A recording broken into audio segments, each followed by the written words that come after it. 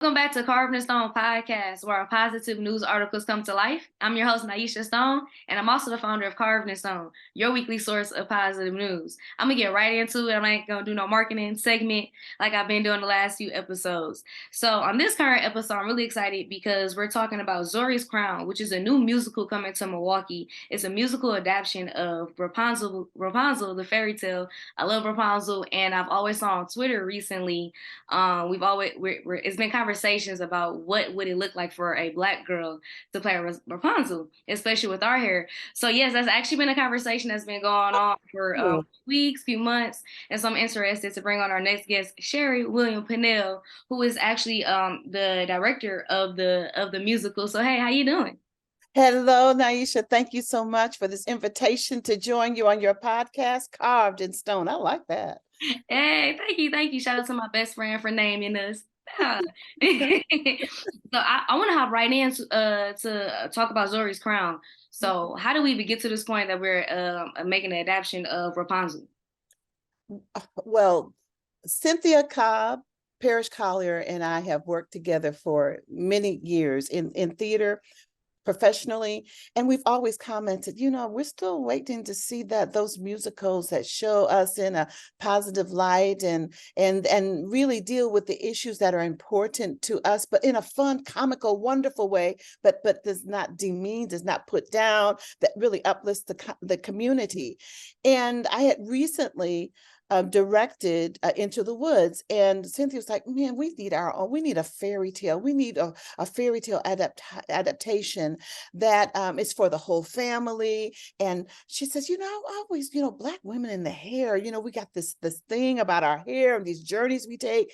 I said, Rapunzel, but what if it's adapted so that it is telling our hair story and a journey about a young woman who's finding her way. So we wrote an outline and started writing together. And I'll tell you, Cynthia and Parrish, they'd be writing in the midnight hours. You know what I mean? They would get ideas and call each other, and they're writing at 2 a.m. and all of this. And then I would join them. We started out twice a week, writing online during summer. We did this during the summer.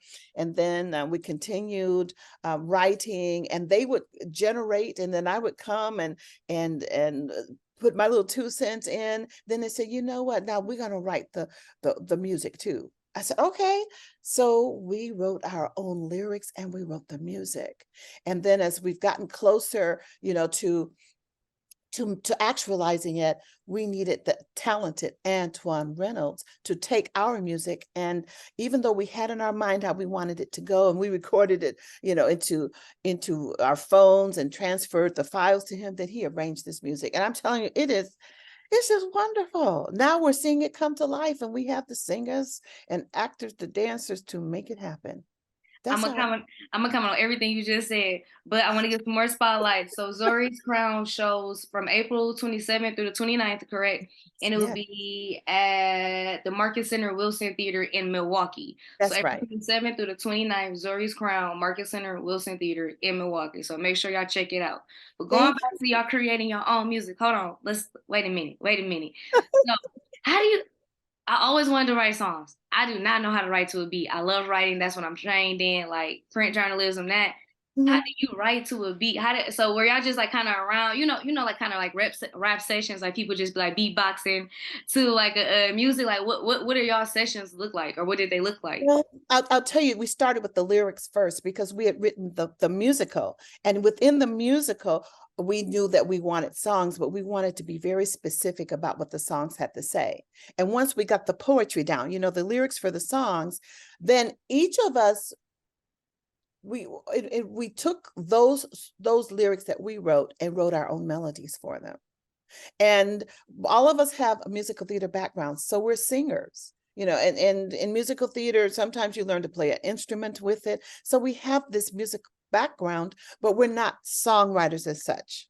So this was daunting, the idea of coming up with what we think is an original melody. There's nothing really original. Everything is inspired by something else. So somebody's going to listen, that sounds like row, row, row your boat. I don't know, but we just decided, though, that we would take these melodies that came to us that seemed to fit the lyrics, And we created this music. And then the genius of Antoine, and by the way, we even talk about, oh, we want this to be a fugue here, or we want to have a big band sound. We knew the type of music. We want hip hop, we want jazz, we want So blues. y'all knew the vision. Y'all knew what Oh, y'all wanted. yes. Y'all just needed to put it together. That's They it. just needed to do it. And I tell you what, not being afraid. Because first, when you're looking at it, you say, and then the next. Now that's not nothing that we've written, but I'm just saying that's when you start and you say, that sounds good. That sounds like that would fit that phrase. Now I'm just taking this word that from the press release. We are so proud to support a theater icon. You see what I mean? So we had, with this melody started coming, these rhythms started coming. Then it's like, how do we fit these lyrics with it? Do they match? Do they complement each other? And that's how it was. And then we wanted to, like I said, even though everything is influenced by something else, but we wanted to give it just enough of our own personal flavor that it becomes an original for us and for this piece. You are amazing. I'm just over here like, I'm admiring you. I'm just sitting over here like, oh my gosh, I got to set up a meeting with you in person, whether I got to come to your classes. So not only she is director, you are an assistant professor at University of Wisconsin-Milwaukee. I went there and you're the area head of the musical theater. What is the area head? What does that mean? What I do is I supervise, I direct, really it's a directing of the theater program. But instead of saying a director, they say the area head. Okay. And so what I'm doing is I am recruiting students. I'm hopefully retaining them because of the quality of program. I'm always adjusting the program. I'll give an example. We started out with these senior capstones, these opportunities for the senior students to show what they can do. Well, the program grew in the time that I've been there, and it's not me, it's all of us working together, but from 23 students to 47 students. That's So now every class has anywhere from 10 to 13 students in it. So it's like, ooh, we can't have all these individual capstones. So it's coming up with a formula that's going to allow them to show, yeah, this is what I can do, how well I can do it. But you can't have your own thing. We got to share in this together now because the classes are larger. Or we need to raise money to not only recruit, but retain people of the global majority. Then that means we need some type of special scholarship, a really wonderful scholarship. And when our dear, bless his soul, brother Adolphus Ward, who was the first first Black American from Milwaukee to perform at the Milwaukee Rep. I'm talking about Milwaukee and performing at the Milwaukee Rep. And he also taught at the Peck School of the Arts. We said, well, what if we have a scholarship in his name and honor him? And we now have a student who's getting a 4-year scholarship in Adolphus Ward's memory. And so we're going to continue raising money for students of the global majority to come and study at the university. It means changing the program so that it is more relevant. Now people are like, you know what, as an artist, how can I show my advocacy? Well, people have to be taught, how to become that advocate as an artist. How do you voice, stand and take a stand for those who don't have a voice? How do you express that as an artist? So that's the next phase. That's the next phase. And that's come out of this whole COVID thing. We've come out saying, hey, there are people who have been marginalized and lost. And now people as artists are losing their right to perform because people don't like this one or you're against that. I said, no, we're not going to silence voices. So that's the next phase. How do we teach advocacy as artists? I wish I had you as a teacher. I'm gonna say here, I need you to be one of my mentors, not even on the business side, personally, like there are so many key things I'm just like listening to you and I'm like, oh, I just know, like there's just so many things you can help me with. But Well, you inspire me. I don't have a podcast that I'm like, how do I do this podcast? Oh, it's when I say it's so simple, like it's so simple. All you, I can connect you with someone who will help you. That has helped me. He is a black young man, Mwanje, who was actually a guest on here a few episodes ago. His whole business is helping specifically black and brown people start podcasts to tell their own stories. So I will connect y'all. So I got you. Oh, love it. Thank you, Nyesha. No, thank you. And you're the first person to sing on the podcast. And I brought artists actually on here before, but you're the first one to actually give us a little performance, and I love it. Thank you so much for that because I was very entertained. um, but going back to Zori's crown, I'm just real interested. How do you, without telling too much, like what this her hairstyles changed? Because you, like you said, hair is a big part of us. Like I cut my hair off like my senior year of high school, so my hair was as low as yours. And I remember seeing my old friend Raya cut hers off, and I was like, I could do it too. So I cut mine off, and you go through all these journeys. So like, how do y'all tell that story? Well, first of all, we tell it by remembering what we went through. And even Parrish, this brother, I'll say who was a particular grade of hair, who locked it on down. I'm talking about for me, my own journey from being that little press and curl girl sitting in the kitchen, with the A hat on. and the of the curlers and all of that, to cutting it off when I went to college, when I went to college at Spelman, and my mother coming home and looking at me like that girl had lost her mind. What's going to happen to her? To get Jerry curls, the whole thing, to wearing locks for 16 years and then experiencing traction alopecia from the locks pulling because they were way down past my waist, and I didn't realize I needed to be trimming them along the way. So now dealing with, all of this. So remembering our own stories and then taking our experiences and sharing them through Zuri. The fascination, especially a long time ago, or maybe it's still happening, because when I watch my Nollywood films, my sisters from Nigeria are wearing straight hair. That's blowing me away. Okay, we won't get it. That's Don't another. do it. Don't do it. We're not getting on Okay. conversation. So it was Zuri who has been isolated and has been, I'll say, taught to appreciate what grows out of her hair naturally, finding out that there's another way to express beauty, but that it is not authentic for her. How is that? So she has to find her way back to her truth in her own beauty. How is that? That's the journey.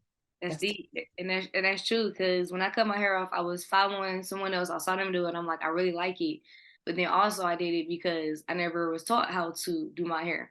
So my mom, she used to do like 4 pigtails, and she like the 4 parts and then twist them. And so and I think like 4th, 5th grade, I'm like, Mom, too old for this. Stop doing my hair. So she stopped doing my hair, but then I didn't know how to do my hair at all. So it would be like mostly like heat damage, just because of just a flat iron. I never like had a perm or anything, but also when moisturizing it, I didn't know how often to wash or anything. So all of high school, I never realized it was long, but it was never, my curls were never how they are now. Then I saw her cut her hair off, so I cut mine off, and I remember like cutting it to my neck or my shoulders, and I cried so hard. But once I did that, I was like, I could cut it all the way off. So then I cut it off, and I remember begging my granny, like, my birthday about to come up, please give me $50 so I'll go to Supercuts and they can cut my hair. And they end up cutting, and I remember them cutting my hair, and everybody like, oh my God. And so I started college with my hair short, and then it grew, and I never even realized that. And I like got to know my face. I like literally noticed things on my face, and I noticed I couldn't hide behind stuff anymore. I could fit hats again though, but I couldn't hide behind anything anymore. And so it was like, do you really find yourself pretty? Who are you? And like all of this stuff. And like now with my hair growing back, and I'm like, I will cut it off again. I do not care. And so like it really, like you say, it really does teach a lot. So I'm really excited to come see the musical, because it's personal to me. So how does it feel for you to create something that is representing you, me, and people you never even thought of? Well, I tell you, working with Parrish Collier, with Cynthia Cobb, the collaboration has made us, I'm just going to say, just so filled with joy, because Toni Morrison said, write the book you want to read. Well, we've written the musical we've always wanted to sing. So that's where we are. But we also, it's for anyone can enjoy it, because we all, no matter the ethnic group or the nationality, we all go through some type of hair journey, all of us, all of us. And I'm even thinking about, you know, our brothers and sisters who experience cancer and lose all of it. And some of them lose all of it permanently, depending on the type of chemo they go through. So in this journey, we explore, we explore all of it, from the discovery to loss to regaining to it is quite a journey, and it's about a community. And by the way, it's a contemporary piece. It's Rapunzel, but it's set in right now. In fact, the way we describe it, it's 5 blocks south, 5 blocks south, 2 blocks east, 5 blocks north, and 2 blocks west. So that, what does that put you? Right back where you started. So we're starting right where we are. And because throughout our life, we continue to journey in this way. I mean, like I said, right now, I am dealing with, you know, the lack thereof, some of those, you know, those strands, and also the fact that it's turning gray. And, you know, there's a big discussion today, you know, women, some embracing it. I'm not ready personally, but, you know, but we're all on this journey, even at different stages of our lives. And I look at the, you know, the brothers too, they're having fun. They're locking, they're twisting, they're braiding it. They got the goatee braided, you know, they too are on a journey. So this really, it's the type of story that that anyone should be able to enjoy. And it's for the whole family. It's for the whole family. There's singing, there's dancing, there's fun acting. And I feel so thankful to have some of my former students. For example, the Rocket Sisters, we call them the Rocket Sisters, they're twins, but they went through UWM, they are Panthers, and they're stage managers, scenic designers, props designers, and they have designed and are stage managing this show. So it feels good, you know, to have talent that you have. I'm not going to say I necessarily personally mentored them in their training as far as their design work, but they certainly worked with me at the university on university productions. So they in working with me, and now they're working with me professionally. They graduated, and now they're fulfilling their dreams of having this professional career. So there's that. There's wonder, like I said, Antoine Reynolds, our musical director, to have this beautiful cast. Everybody living in Milwaukee, everybody in the cast, I always say this, everybody in the cast has a Milwaukee address. And that's a good thing to know that we have talent right here in our city. You know, I think about Kamara Stampley, who went away and was trained at Howard University, who is our Zuri. And we say she's beautiful. Zuri means beautiful, right? All these names are Kiswahili, Zuri, beautiful. Brian Crawford is our Ukweli. Ukweli means the truth. All right. And Jamani Haynes, Erica Sheri, Sierra Hart, DeCosta, Martin, and Monique Alamin, to have Brandy Reed. So we have this wonderful cast of people, many of them who got their start in Milwaukee Public Schools, and then they shout out to NPS. Yes, NPS, and then went away to college, you know, or university, and got some wonderful training. And now they've come back to Milwaukee to raise families and to enjoy the arts, being part of the arts. And so this is, it just feels wonderful. And I can tell you, our lighting designer is still a student. He's at Marquette University, Maz Ahmed. So He getting great these are young experience. people. Pardon? He's getting great real life experience. Like, he never gonna forget that. Like, and it's amazing that you're providing these opportunities. So did you ever see, or did you, when you said art has always been a part of your life, like you said that when you saw My Brother's art on the wall, did you ever see you being at this point where it's kind of like full circle now, like you're teaching people, now they working with you, you're creating this stuff? Like, when you was introduced to art, did you know it could go this far? I did not. When I was studying, and I'm talking about as a child, NPS, I just had dreams of performing and doing and who knows where, but I had no idea. But I always say the creator knew because when I came back home, all these opportunities just started opening. And I believe that if the door is open for you, you're supposed to reach back and bring some folks through the door with you. So I thank God for this opportunity to be in a position of decision making. And that's the other thing.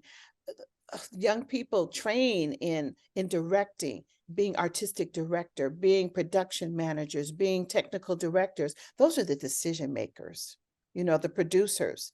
And so if you want to be able to hire, the talent that you meet, is one thing to be able to recommend to someone who's in a position of power. But when you're in that decision making position, then you do the hiring.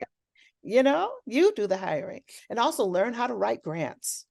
Learn how to write those grants, and also be a good collaborator. That means having your own opinion, yes, and knowing where to take a stand, but know how to get along with people. Know how to work with people. We used to laugh about it. In kindergarten, they say plays well with others. Well, learn to play well with others, because theater is very collaborative, and also the theater world is very small. You'd be surprised. The people you don't even know who know of you or know what you've done or your reputation, and people talk. This is a very now, I'm not talking about just Milwaukee, but when it comes to the arts period, oh, people, yeah, they share information. I'll just put it like that: good, bad, and ugly. So learn how to be collegial, learn how to get along and work well with people, be a good collaborator. That's super important. And just tying it back to Milwaukee, it's very important for us to collaborate on all ends whenever we can. Because, like you said, all of the talent is here and it's always been here, but we outsource way too much. Because when we say, hey, we need an artist, we need to be voicing, hey, I know this artist that lives on this block right here that may have never performed before, but they perform every single day in their bedroom. And I hear them and they sound great. We need to give them a chance. And we really need to amplify those type of voices. So what you're doing is awesome. Like I said, I'm going to go see it. Zori's Crown, April 27th through the 29th, y'all, in Milwaukee at Market Center Wilson Theater. A few more questions for you. One being, what impact do you want, or what kind of conversations do you want the musical to spark? I would love for it to spark an intergenerational conversation with grandparents all the way down, or great grands, all the way down to the young ones, to talk about, this is what I experienced. This is what I went through. And to say, yes, you are beautiful, just like you are. You don't have to enhance it. You don't need to cut nothing. You don't need to augment anything. You are beautiful just as you are. But of course, we all have our choices. You have the right to do what you want to do, what you feel is best for you. But know that you are fine just as you are.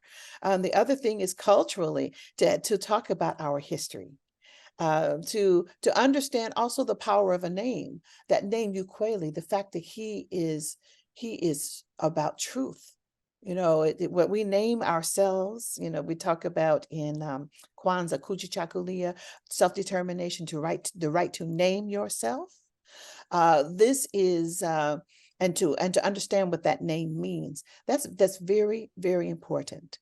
And to have those type of conversations, I hope that people also, I hope they walk out singing and dancing and just having fun, just laughing together. I want people walking out hugging each other and just caught up in the good feeling that comes. Also, through this piece, it is an adaptation of the Rapunzel story. So there's a tragic thing that happens, but it's how we respond to it.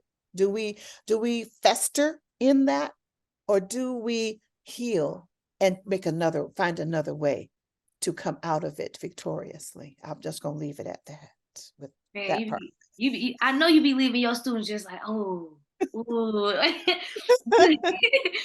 It was stated in a press release, joyous Black girl magical fairy tale. Yes, yes.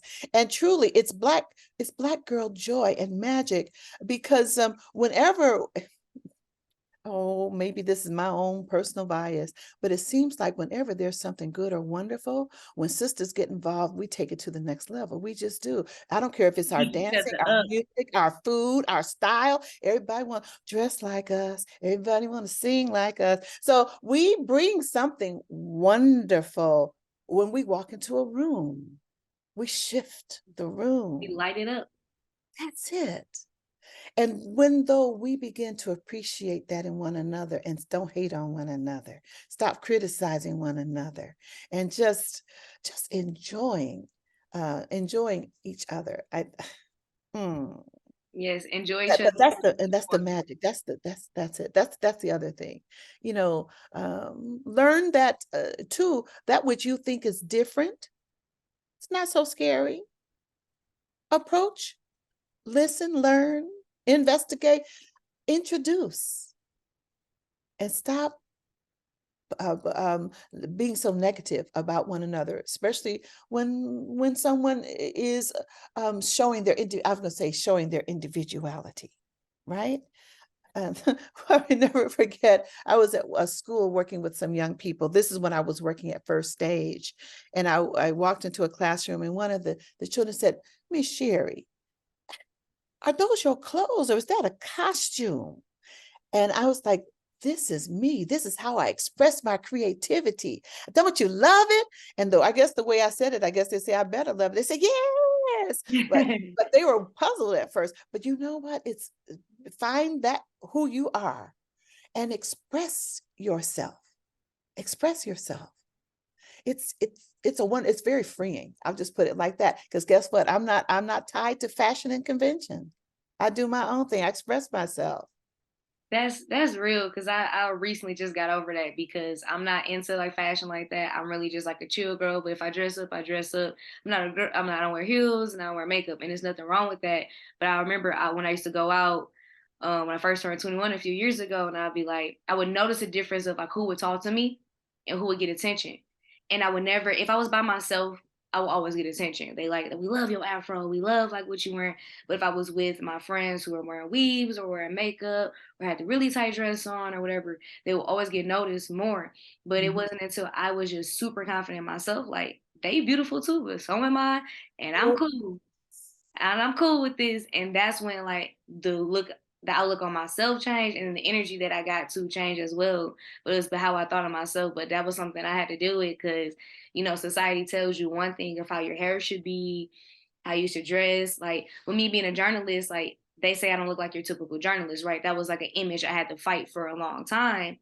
And so now, like, I don't care if I'm meeting with the CEO, I can still close this deal wearing this because this is who I am and this is what I'm comfortable in. But if I do want to go put on a dress, I will. Like, that's cool. That's fine. But I'm not going to force myself to be someone I'm not. And I really appreciate you for saying, like, always be yourself. And even if somebody question you, like, yep, this is me. Yep, my hair is done. This is exactly how I'm Absolutely. supposed to look. Hey, my hair is done. My hair is done. And you know something? Confidence is beautiful. Confidence is a beautiful thing. That is, what did Sister Maya say, Dr. Maya? When I walk into a room just as cool as I please, the men fall to their knees, right? Confidence. Confidence is a beautiful, not cockiness, not conceit, but confidence. And you find out for yourself where you draw that line between being confident and being conceited. But confidence is so beautiful. You are just so elegant and just, oh my God, I can't wait to meet you in person. I feel the same way about you, Nyesha. And I tell you, I would love for my hair to grow be full like beef and oh I'm working on it. I'll just put it like that because your hair is beautiful. It's Thank you. beautiful. And so is yours. And like I always tell my I have two grandmas, but my other grandma, my black grandmother, she always used to comment on me like your hair is so beautiful. I wish I could do that. Yes. And I think my grandma's so beautiful. And I'm like, dude, wear your hair, or if you don't want to wear your hair, whatever you want to do, but stop talking down on yourself. And so now like she cool with like just wear her hair wherever. If she do Yeah. want to wear a wig, that's fine too. But I'm like, grandma, you fine, you been fine. And like, Yeah. and you know that I saw that, I heard the dudes that I heard like, yeah, you good. And so just like how we need, just how we need our older women to like the older women, the older generation to give us confidence. It's our job to give y'all confidence too, because y'all know back then y'all didn't have the freedoms that we had. So go ahead, wear your hair however you want. And wear Love whatever it. you want, however you want to, and don't let nobody Oh, tell you different. And no matter how old you are, you could be 90 years old and be like, I'm tired of wearing perms. Go ahead for it and go and do whatever you want to do.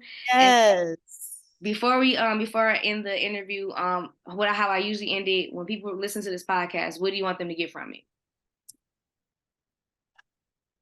That you have the right to express your beauty in the manner that is correct for you. Express your beauty. And also, I'm going to say this, please support Black theater. This is the first time around in a very long time that, that I'll just say that the cost of the ticket, I know I'm looking at right now, I'm looking at, oh, that's this much and this, but I'm going to tell you, when you purchase that ticket, you are investing in the career of a young thespian, or in my case, an older thespian, but you're supporting the creatives that have invested their time, their talent, and all that money they spent educating themselves so they could bring you a work that is of the best quality. We always want to bring the best quality to our people, because we are about excellence. So think of it this way: when you purchase a ticket, you are investing not only in this production, but for the future, because our when people who are producing and investors, when they see that the community wants it, then we will get more and more of this sort of work. And also, it is for the whole family. And I'll say the children's ticket, I think, is very, very reasonably priced. $10, 18 and under. Come on now. We spend that much going to cousin subs. So don't go to cousins one evening and eat dinner at home and come see our production, Zuri's Crown. It's a fun show, and you invest in the Black theater. For real. Bronzeville Arts Ensemble. I'm going to say it, Bronzeville Arts Ensemble.